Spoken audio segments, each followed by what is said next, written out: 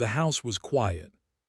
I had stayed at Ion's place countless times before, movie nights, late-night gaming, homework marathons, or just binge-watching our favorite series. But tonight, there was a different kind of stillness. The kind of stillness that makes every creak of the floorboard sound like a secret being whispered in the dark.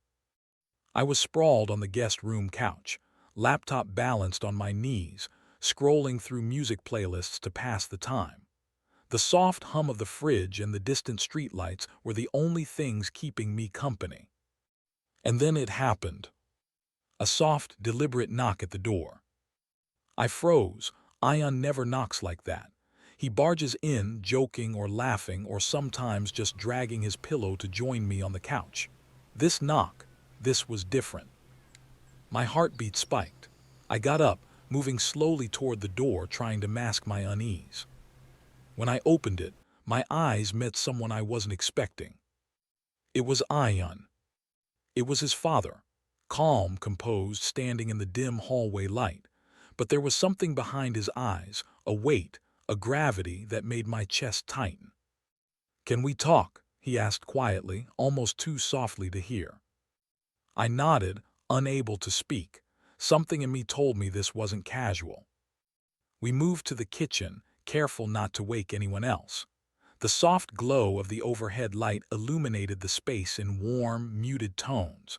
I sat on a stool across from him, feeling exposed and vulnerable, though I wasn't sure why. "I've noticed the way you look at him," Mr. Rahman said, calm but penetrating, like he could see straight into my thoughts. My stomach sank. I don't," I started, but the words faltered. "You don't hide it well," he interrupted. His tone wasn't judgmental, not angry, but it carried the weight of someone who had seen the consequences of unspoken feelings before. My chest constricted, my pulse thundered in my ears. Then came the confession I wasn't ready for. "You remind me of someone I used to love." I blinked, my throat went dry. "What?" He spoke quietly about his younger days, about someone he had loved fiercely but had never been able to be with. Family expectations, societal pressure, fear, it had all torn them apart. He married, had children, and built a life, but a piece of him had never truly moved on. "And now," he said, voice low, "seeing you with Ion, I see the same fear I once had. Fear, desire, regret, all tangled in a way that made my stomach twist. I realized this wasn't just about me and my best friend anymore. This was about history, mistakes, and emotions buried for decades. And suddenly, staying over at Ion's house felt more dangerous than thrilling. By the time I left the kitchen, my mind was a whirlwind. Questions, confusion, and a strange curiosity collided in my chest. What had just happened? Why did he share this with me? What did it mean for me, for Ion? I didn't have answers, only a pounding heart and the eerie realization that nothing in my life would feel the same again. The morning sunlight streamed through the blinds, painting lines across the living room floor, but it didn't lighten the heaviness in my chest. Ion moved around the house with his usual energy, pouring cereal, flipping pancakes, humming, but I could feel him watching me. I knew he could sense that something had shifted overnight, that the air between us was different. I didn't sleep much, I admitted, trying to sound casual, though my voice betrayed me. He nodded, eyes narrowing ever so slightly. "Yeah, I noticed." The words were harmless on the surface, but the tension behind them was anything but. I knew Ion better than anyone. He didn't confront me out of anger. He did it because he cared, because he sensed that my mind was elsewhere, wrestling with something I couldn't yet explain. By mid-afternoon, I had retreated to the porch, pretending to scroll through my phone. The air outside was crisp, the kind of autumn chill that makes your skin tingle. And then I saw him, Mr. Rahman, leaning against the doorway, quietly observing. "I hope I didn't scare you last night," he said. I shook my head. "No, just didn't expect it." He gave a small, wry smile. "I didn't expect to say what I said either. It's not easy, sharing pieces of yourself you've kept buried for years." Something about his tone tugged at me. I wanted to ask him more, to understand why he'd said what he did, but the right words wouldn't come. Later that evening, Ion finally confronted me in private. "You stayed up late again," he said, leaning against the doorway, his arms crossed. "Did anything happen last night?" I hesitated, heart hammering. His gaze was sharp, searching. I wanted to reassure him, to tell him it was nothing, but how could I? "No, nothing," I mumbled, avoiding his eyes. He sighed, frustration mixed with worry. I hate that you're hiding things from me. I feel like I'm losing you to, I don't even know what." I flinched at his words. He didn't know the half of it. My thoughts were a whirlwind of Mr. Rahman's confession, the weight of family secrets, and the confusing surge of emotions that I hadn't yet processed. That night the tension grew unbearable. I couldn't sleep. Every sound, the creak of the floorboards, the rustle of the curtains, made me jump. When I heard soft footsteps near the guest room, I stiffened, expecting Ion to check on me. But it was Mr. Rahman. Quietly he knocked. "Can I come in?" he asked softly. I nodded, heart pounding. He stepped inside, carrying that same mixture of calm authority and hidden vulnerability that had unnerved me the first time. "I need you to understand," he said, voice low. "I've been where you are, confused, afraid, torn between what feels right and what's expected of you. And the choices I didn't make, they haunted me." I listened, transfixed. His words were more than guidance. They were a warning, a confession, and a revelation all at once. "You need to be honest with him," he said finally, nodding toward Ion's room, "or you'll regret keeping silent." The weight of his words pressed down on me like a storm cloud. Ion's feelings, my feelings, his father's past, everything was tangled into a knot that seemed impossible to untangle. And I realized something terrifying. By staying silent, I wasn't just hiding my feelings. I was standing on the edge of a decision that could change everything between Ion, his father, and me. The night wasn't over, and neither was the storm. The following days felt heavier than usual. Ion and I tried to slip back into normalcy, morning coffee, classes, occasional gaming, but something had shifted. He was quieter, more cautious, and I felt him studying me in ways I couldn't ignore. Every glance, every pause carried an unspoken question. It was during a late afternoon in the living room, while the sun dipped low and spilled golden light across the floor, that the first real confrontation came. "You've been different since Friday," Ion said, folding his arms and sitting across from me. His voice was calm, but the intensity in his eyes cut straight through me. "Did something happen?" I hesitated. My chest tightened. I could tell him nothing, but every fiber of my being wanted to. "It's complicated," I finally whispered, avoiding his gaze. He leaned closer, voice barely above a murmur. "I can handle complicated, but I need honesty, that's all I'm asking."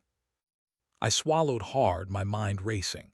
Every possible scenario spun through my thoughts, Ion angry, disappointed, confused.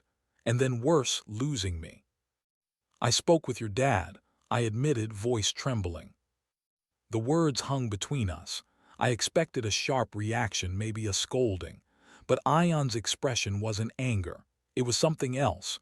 Bewilderment, hurt, and a touch of fear. "You talked to him before telling me." His voice was quiet but charged, like a storm about to break. "I didn't know how to say it to you," I said, desperation creeping into my voice. "And he wanted to warn me, I guess. I don't know, I just—" "Just what?"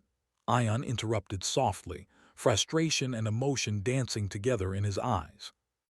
I don't know what I feel yet," I admitted. "I just know it's messy, and I'm scared of making it worse." That night I couldn't sleep.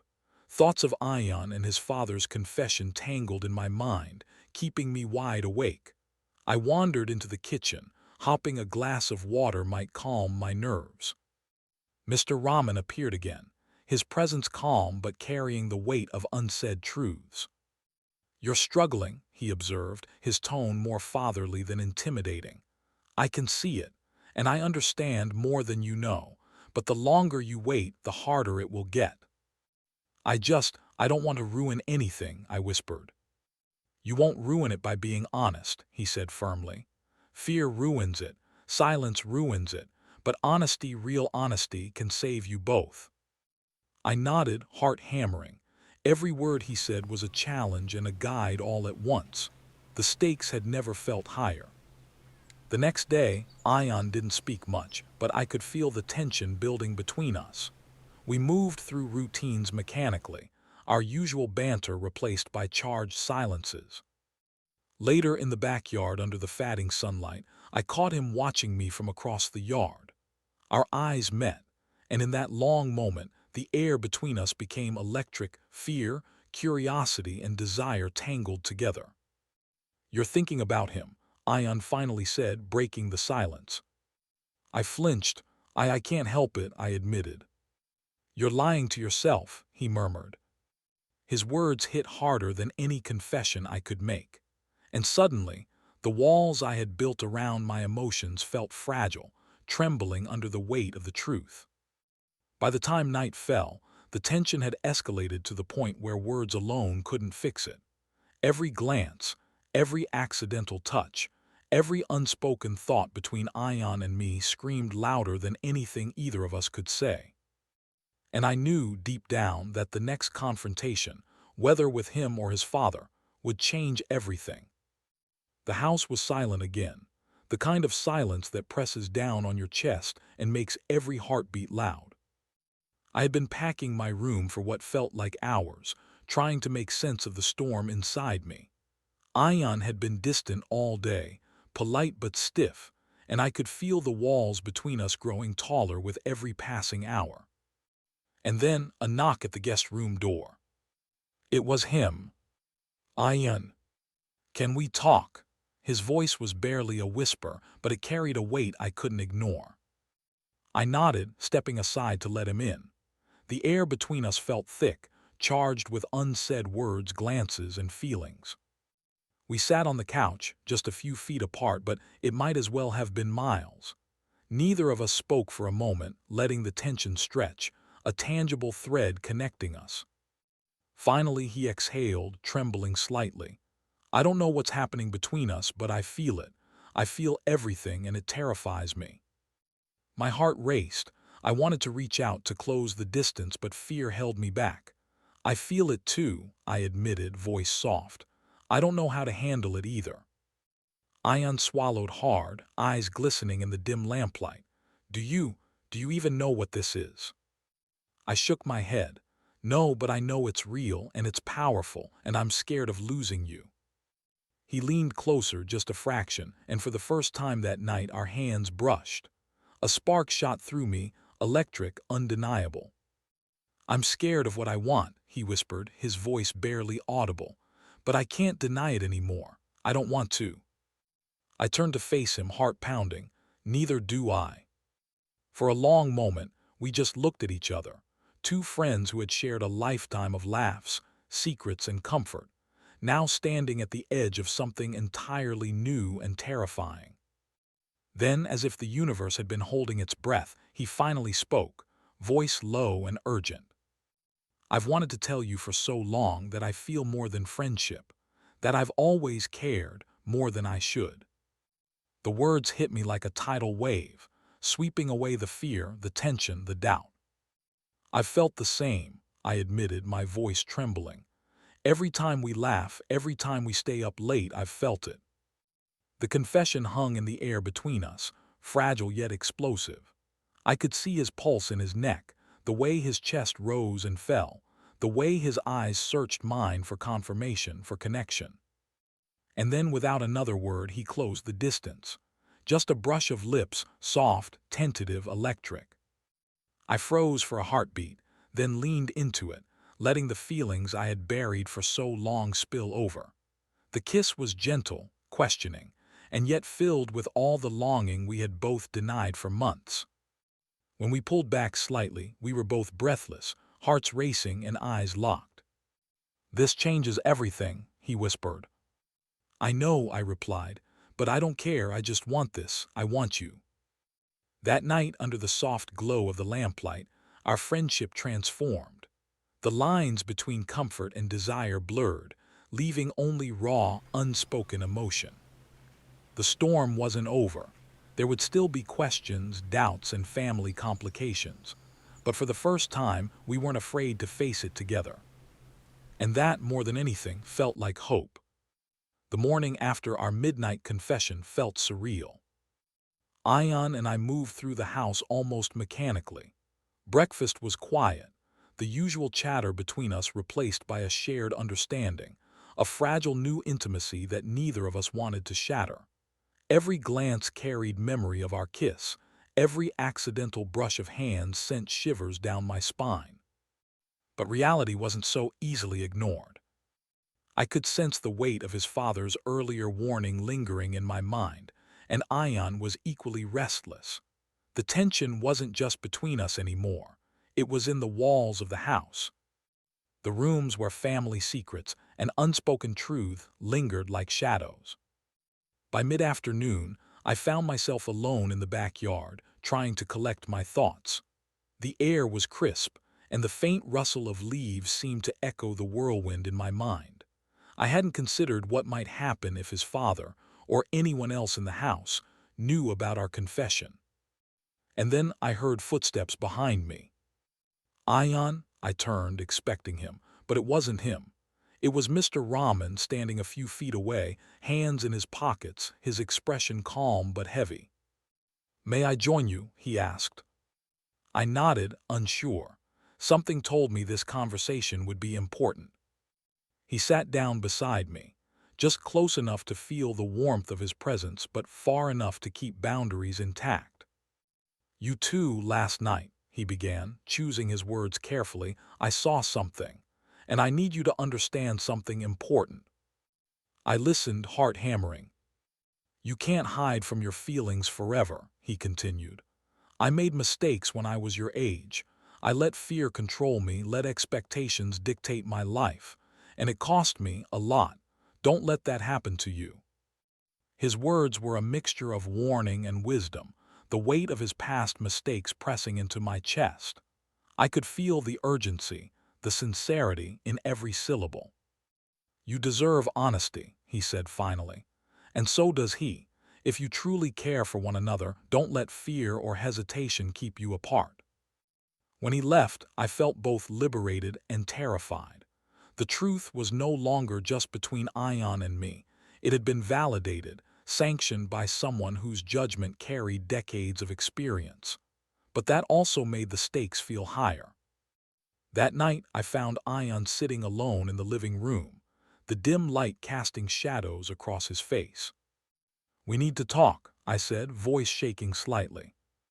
He looked up, eyes searching mine. "I've been thinking about last night, about us. I don't want to hide anymore. I don't want to pretend these feelings don't exist." I stepped closer. "Neither do I, but what about everything else? Your family, the complications?" He shook his head. "I don't care, I need to be honest with you, with myself. I can't keep pretending anymore." The tension between us broke, replaced by a cautious but intense connection. We spent hours talking, sharing our fears, hopes, and hidden desires. There was laughter, moments of hesitation, and quiet vulnerability. Every word, every glance drew us closer, but it also reminded us how delicate this new bond was.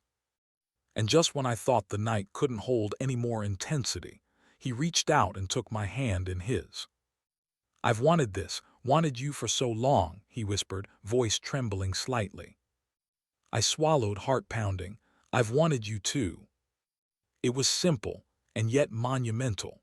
The barriers had begun to crumble, and in that moment, nothing else mattered except the raw, undeniable truth between us.